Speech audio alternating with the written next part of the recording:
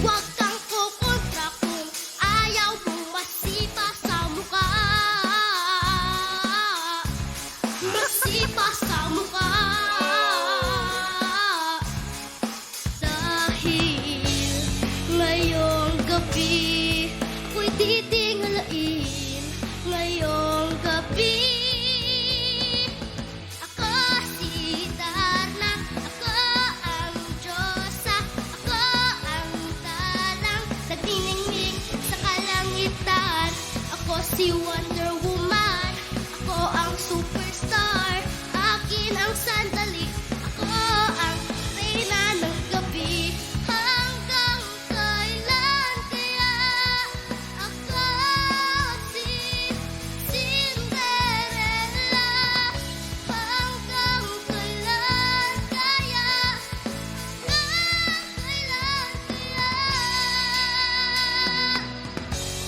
Malapit na magugulat ka. Ako si Darna. Ako ang Diyosa. Ako ang talang nagniningning sa kalangitan. Ako si Wonder Woman. Ako ang superstar. Akin ang sandali. Ako ang reyna ng gabi.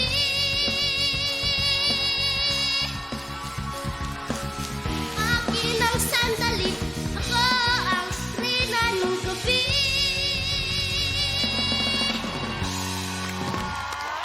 Thank you Siya po. ang reyna ng gabi. Palapakin po natin, Aleyna! Ginawa mong concert. Etong mid-rounds natin. Grabe ka. Tsaka tanongin natin kung ano masabi ng ating superstar judges. Let's ask Ate Angeline. Hi, Aleyna! Hello po. You're so cute. Say! Thank you po. Ang sarap-sarap mong panoorin, Aleyna. Alam mo, medyo mahirap yung ginagawa mo na sobra kang gumagalaw sa stage kasi medyo upbeat yung song ni Ate Yeng Constantino, di ba? Pero hindi ko naramdaman na napapagod at hinihingal ka. At ang nagustuhan ko sa'yo, yung outfit mo, yung mga nasa hair mo. Alam mo, may kilala ko na talagang nagpasikat niyan eh, si Ate Jolina Magdangal. Chuba chuchu. Yes! Aleyna, good job! And congratulations sa'yo. Thank you po. Thank you so much, Ate Angge. Kanina, nasabi mo sa kanta mo, di ba Darna? Tanungin natin ang isang Darna natin, Miss Reg. Tama ka. Ikaw nga ang reyna ngayong gabi. Thank you po. Na-enjoy ko yung performance mo. Para kang nasa concert stage. I like it. Thank you po. Thank you so much to our judges. Now, sa ating fifth judge, ating studio audience, our kapamilya, ihanda na ang mga sarili.